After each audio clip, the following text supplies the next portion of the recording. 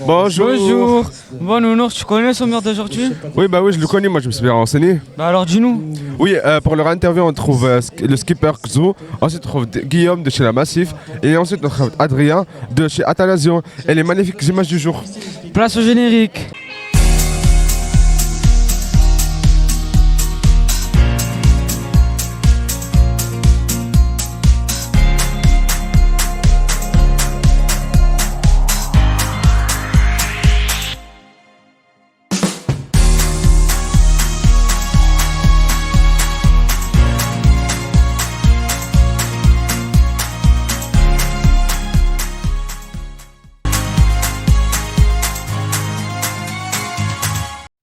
Comment tu décris ton Vendée Globe?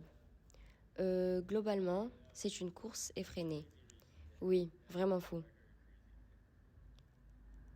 Quelles sont tes ambitions pour cette année? Finir.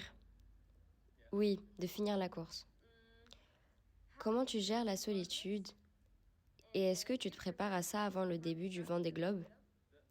J'écoute beaucoup de musique. Je prends beaucoup de livres.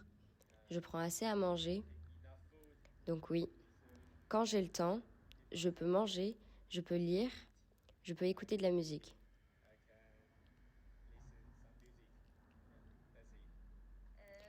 Qu'est-ce qui te manque le plus quand tu es seule dans la mer? Quand je suis seule en mer, ce qui me manque beaucoup, c'est vraiment la nourriture. La vraie bonne nourriture.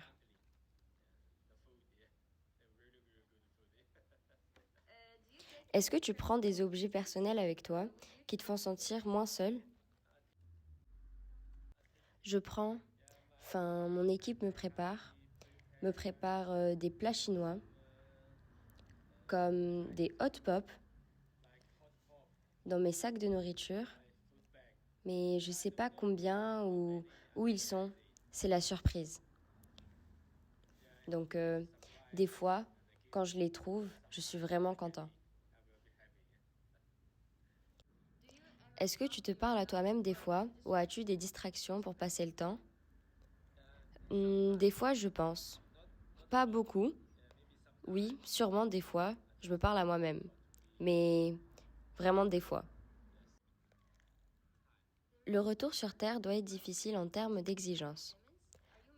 Profitez-vous au maximum ou faites-vous partie de ceux qui sont pressés de repartir? Sur la Terre, la mer me manque. Et quand je suis sur l'eau, c'est la Terre qui me manque. Nounours, je me demande bien comment les skippers font pour dormir pendant la course. Ouais, c'est tant bien, Jomana qui va interviewer Guillaume de l'équipe Massif. Bonjour, ça va? Ça va et toi? Ça va. Quelles caractéristiques spécifiques du bateau avez-vous conçues pour répondre aux exigences du Vendée Globe? Alors il y a une particularité sur ce bateau que nous on appelle la studette. Pour faire le Vendée Globe, il faut que le marin soit bien protégé.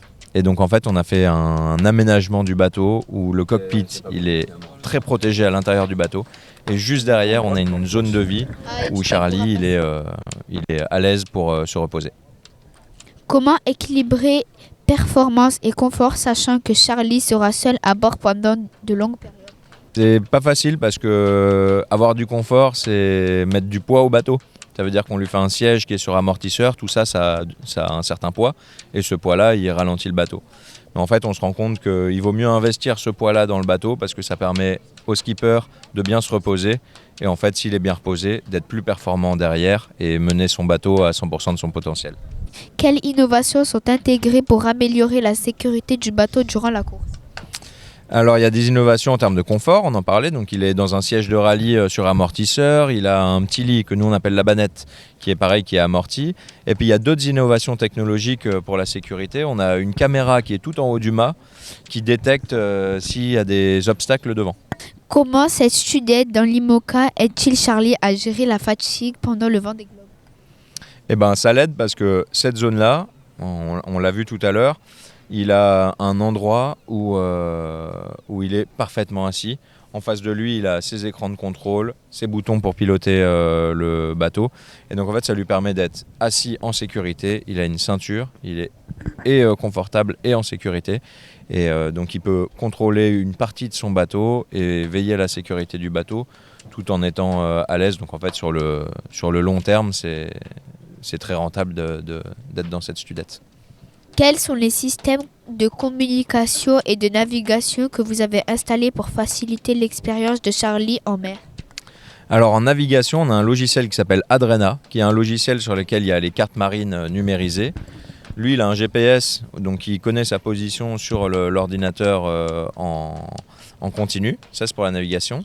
Et ensuite, pour la communication, on a des systèmes de communication par satellite. Donc si on regarde derrière le bateau, là, on voit des grosses antennes. On a 2 champignons et un grand carré blanc derrière. Alors ça, c'est nos antennes satellitaires. Donc ça, au final, Charlie, il a un téléphone portable avec WhatsApp, Telegram, et donc il peut appeler et envoyer des messages en se servant de cette connexion-là. Comment avez-vous optimisé l'espace de vie pour que Charlie puisse se reposer et se ressourcer pendant la course? Eh ben, on a essayé de faire en sorte que tout soit proche de lui. On l'a vu, les espaces ils sont minuscules. En fait, c'est pour qu'il puisse tout faire sans avoir à se déplacer. Déjà parce que ça peut être dangereux de se déplacer. S'il y a une vague, tu peux basculer en avant ou sur le côté. Donc en fait, Charlie il peut tout faire. Donc, dans le cockpit, il a tout à portée de main, ses winches. Et puis dans la studette, quand il est dans son siège, il peut faire à manger, contrôler son ordinateur, régler le pilote automatique. Donc tout est fait pour pas qu'il bouge.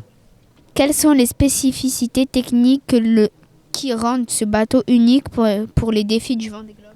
C'est le plus rapide. Non, les spécificités techniques, c'est...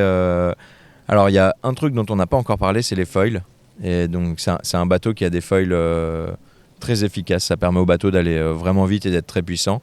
Et ce bateau, il a une autre particularité, c'est qu'il est léger. On a tout fait pour que le bateau il soit le plus léger possible. Donc, en fait, c'est un bateau qui est capable d'être très puissant, donc rapide quand il y a du vent.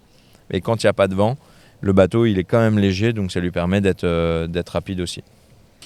Quel retour avez-vous eu de Charlie concernant le confort et la fonctionnalité du bateau après ses premières navigations? Lui, il est ravi, il est très content, c'était son idée de faire ça. Nous, on l'a juste réalisé et il est ravi de comment il arrive à vivre et à manœuvrer dans le bateau. Merci. Merci à vous. Écoute ça, à quoi ça sert un boat capitaine? Alors non, pas du tout, je sais pas ce que c'est. Ah bah ça tombe bien, on va retrouver Alain avec Adrien Bernard de l'équipe Atanasio. Retrouvons-la. Bonjour.